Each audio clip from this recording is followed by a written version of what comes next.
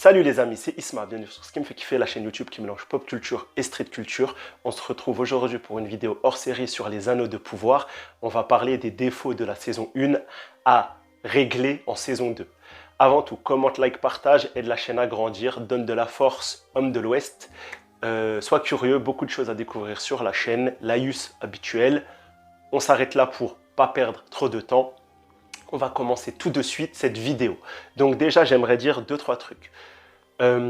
Alors, je suis un énorme fan de l'univers de Tolkien. J'ai découvert la licence avec Peter Jackson, qui est pour moi l'une des trilogies cinématographiques les plus qualitatives et l'une de mes préférées après, bien sûr, l'univers de Star Wars.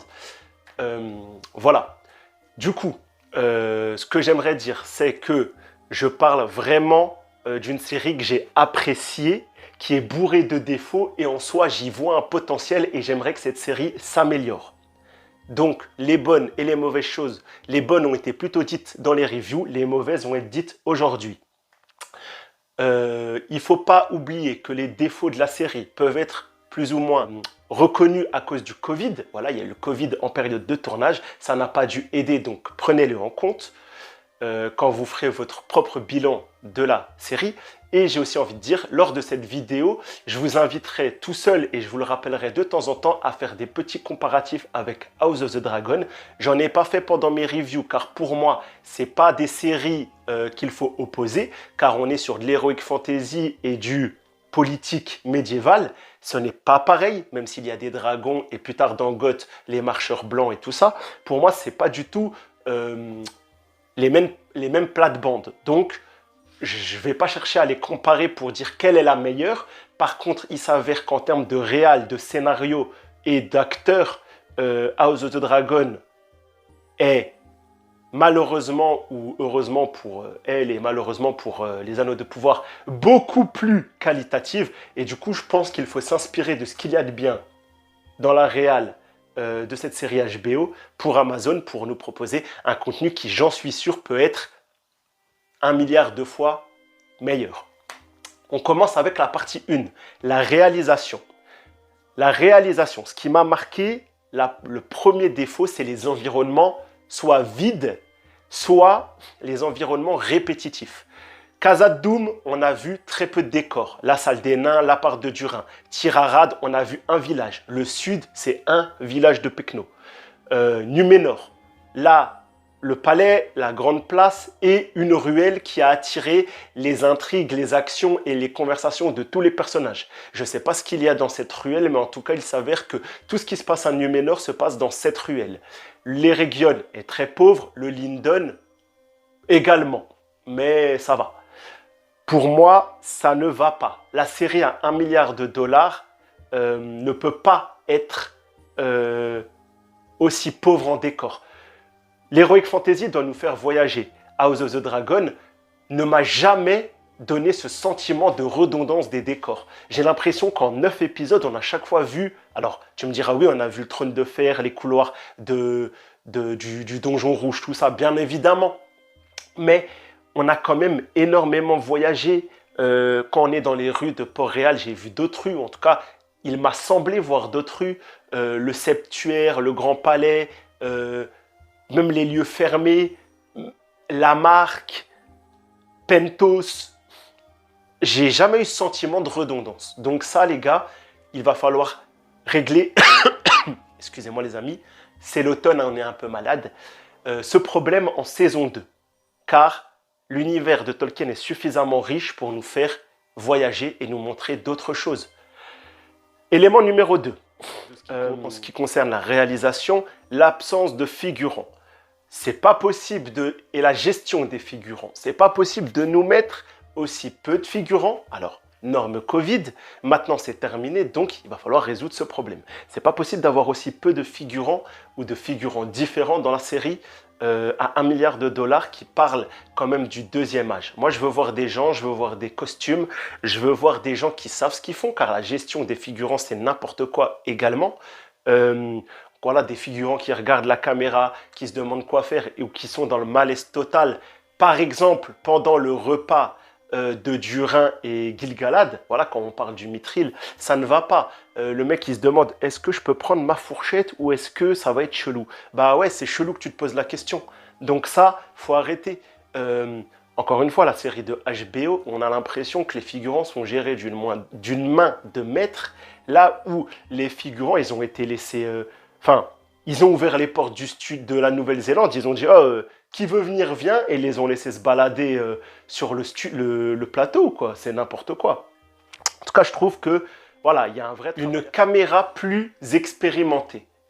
Alors, je ne vais pas comparer avec HBO, House of the Dragon, qui a des réalisateurs comme Sapochnik et voilà, je ne sais qui, mais dans les Anneaux de pouvoir, c'est pas possible d'avoir de no-name, voilà, qui viennent travailler sur l'œuvre de Jackson et qui font une caméra vraiment flemmarde, une prise de vue vraiment flemmarde. Ça s'est un peu amélioré avec les 4 derniers épisodes où il me semble que c'est une réalisatrice suédoise ou danoise qui est venue et ça s'est ressenti à partir de l'épisode 6 surtout sur l'assaut de Tirarad, on va appeler ça comme ça, l'assaut. Et ensuite l'épisode du Mordor avec la teinte rougeâtre et ensuite le final. Disons que c'était peut-être légèrement meilleur, mais c'était encore vachement... c'était light, c'était léger, tu vois. Et j'aurais préféré que Amazon mette un peu d'oseille dans un réalisateur qui a fait ses preuves, quelqu'un de reconnu. Voilà, je veux pas Peter Jackson. Un réalisateur de série, il y a des très bons réalisateurs de série, je ne vais pas dire des noms maintenant, mais en tout cas, je pense que ça, il y avait quelque chose à faire de meilleur que mettre des no-name qui avaient une caméra feignante et qui nous ont fait des champs contre champs, des prises de vue avec des défauts en plus, sans remarquer voilà, la marche de la cavalerie numénorienne pour rejoindre les bateaux et derrière eux, c'est une porte fermée. C'est chelou, tu vois. Voilà pour cette partie réelle. Ces 3 points pour moi sont majeurs. Tu ne peux pas te permettre dans la série à $1 milliard, dans la série Amazon Prime, Les Anneaux de pouvoir, qui a été communiquée comme la plus grande œuvre série de cette ère, avec ces défauts-là. Donc, les gars, déjà, si vous améliorez tout ça en saison 2, je pense que la série va exploser. Deuxième point, deuxième partie importante, c'est le scénario. Le scénario, je vais imager ça par une phrase. Est-ce que vous êtes prêts? 1, 2, 3. De la cohérence, merci. S'il vous plaît, de la cohérence. Il n'y en avait pas dans cette série. Alors, j'ai aimé ce que j'ai vu, mais j'en ai eu marre, au bout de quelques épisodes, d'avoir des personnages, et tous l'ont fait. Du oui, non, oui, non. Ça, c'est pas un cheminement narratif de rédemption ou de découverte de soi. Ça, c'est des personnages casse-couilles qui, pour gagner du temps, te disent un jour oui, un jour non, alors que tu sais très bien quelle va être la finalité de toute cette truc. Le meilleur exemple, c'est le roi Gil-galad, qui demande pendant 7 épisodes une solution pour la lumière des elfes qui disparaît. On lui trouve, et à la fin, il dit non, bon, non, bon, pas la peine. Les personnages disent oui ou non pour n'importe quelle raison, juste pour faire gagner du temps ou pour ouvrir un nouvel embranchement scénaristique. Non, c'est pas comme ça un scénario. C'est pas ça. Il n'y a pas de cohérence dans ce que vous avez fait. Et avec du recul, à mon deuxième visionnage, c'est à chaque fois ça qui m'a le plus blasé. C'est ça qui... Je fais, waouh, c'est quoi ce... Ça n'a aucun sens. Ça n'a aucun sens. La deuxième incohérence, c'est les incohérences spatio-temporelles. La Terre du Milieu, c'est un continent. C'est immense. Alors, s'il te plaît, fais pas des trajets en 6 jours. Fais pas mets des ellipses entre chaque épisode qui nous font comprendre que les déplacements ont été importants. Mets-le dans les dialogues, comme le fait House of the Dragon, et ils l'ont fait très bien. House of the Dragon, chaque épisode, on nous dit « Ah, ça fait 3 ans que Daemon est dans les degrés de pierre. » Donc, on comprend que 3 ans sont passés. Tu peux faire passer 3 ans d'un épisode à l'autre. Regarde, la série l'a très bien fait. Et la différence que tu as avec l'œuvre de Martin, c'est que tu as des elfes et des nains qui vivent 200 ans et qui sont immortels. Je veux dire, qu'est-ce que ça fait de dire que 200 ans sont passés? Il y a les humains, et bah tu mets le grand-père, enfin tu mets une succession, c'est le fils du fils du fils. Et encore, si tu fais ça sur 30 ans, tu peux un peu faire vieillir les personnages. Regarde, ça a fait Outlander, une de mes séries préférées. On suit Claire et Jamie depuis 6 saisons. Ils ont passé de 20 ans à 60 piges. Et c'est bon, tu vois, bien joué. Moi, je ressens le vieillissement des personnages. Donc, ok, voilà, donc ça c'est cool. C'est cool. Mais, par contre, encore plus grave, c'est les incohérences temporelles qui gênent la compréhension du récit.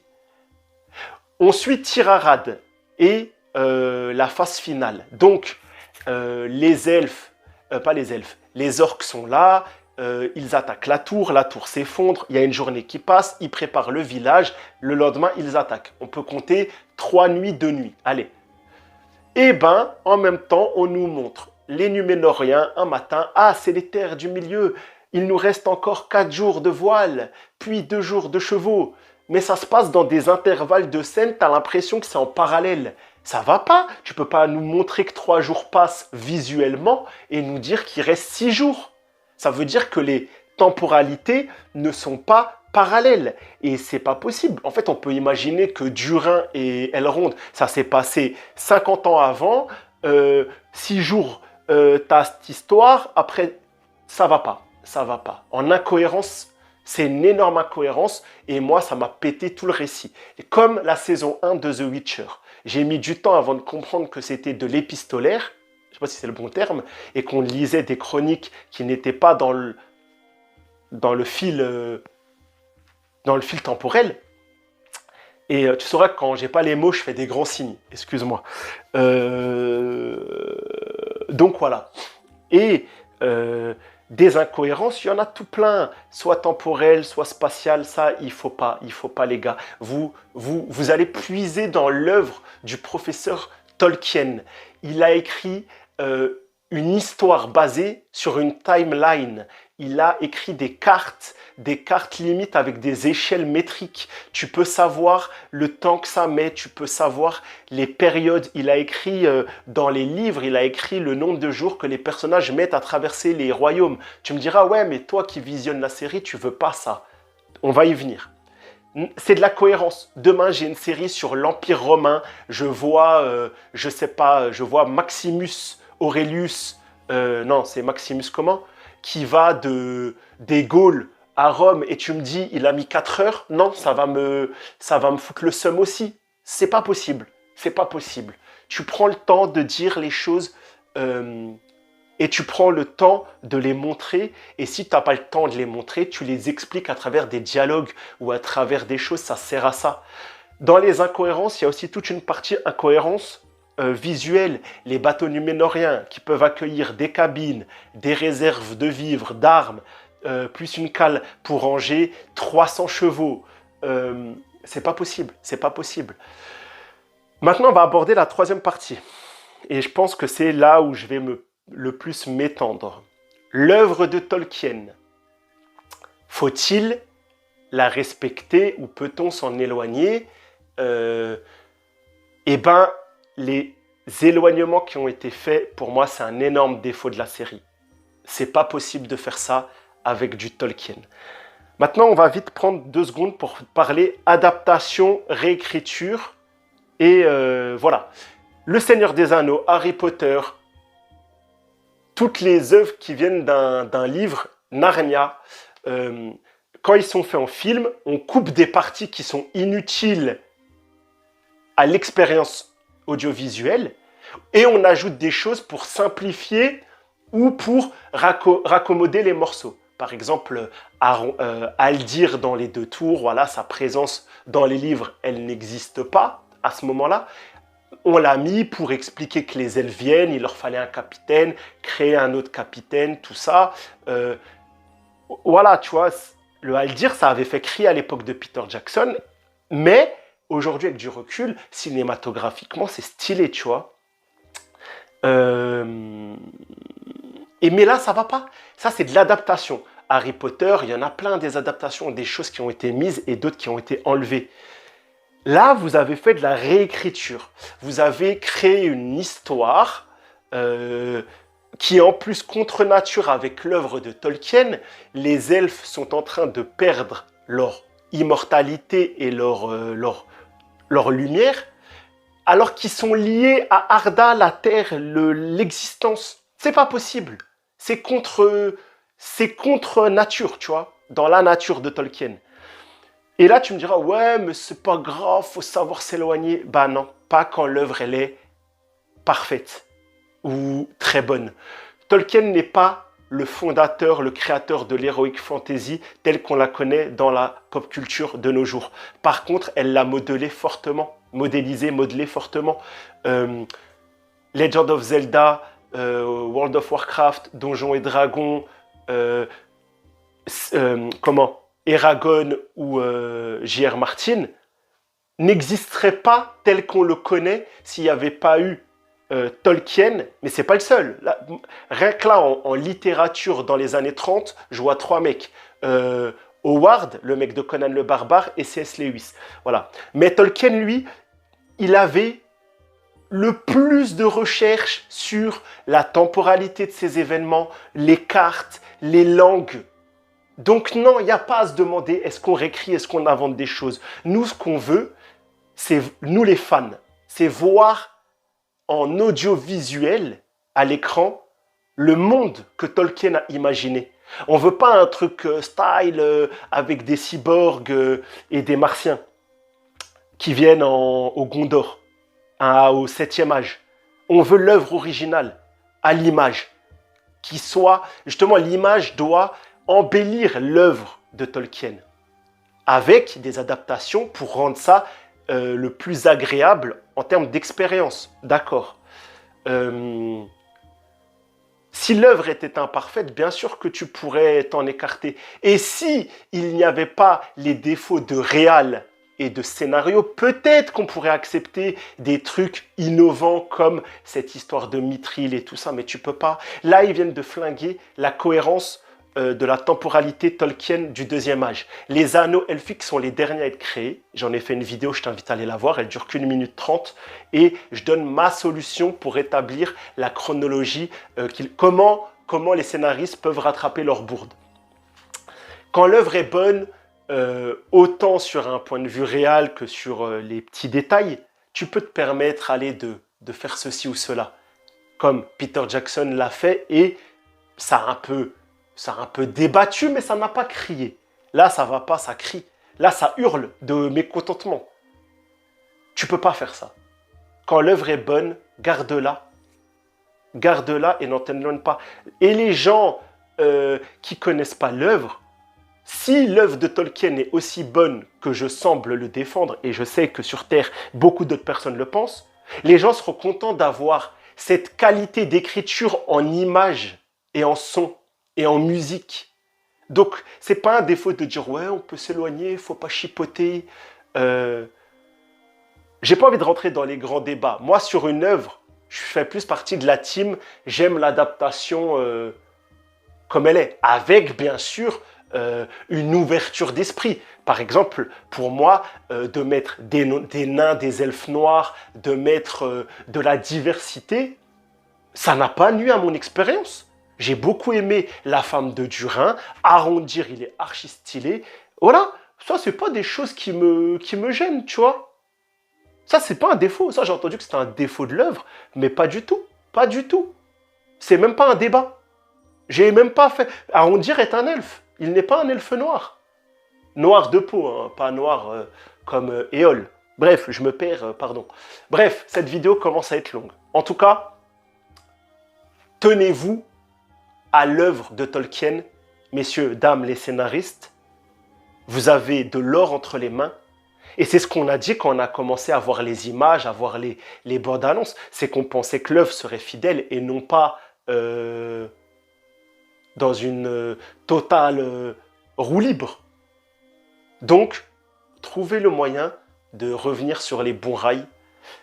Et voilà, si vous réglez les problèmes de réalisation, de scénario, et si vous arrêtez vos dingueries, je vous jure que ça soit les purs fans et le nouveau public que vous attirez, tout le monde sera content.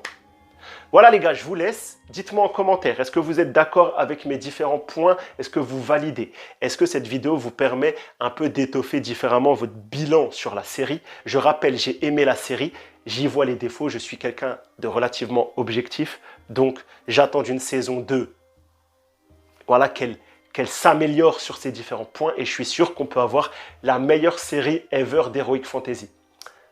Prenez soin de vous, c'était Isma et à bientôt.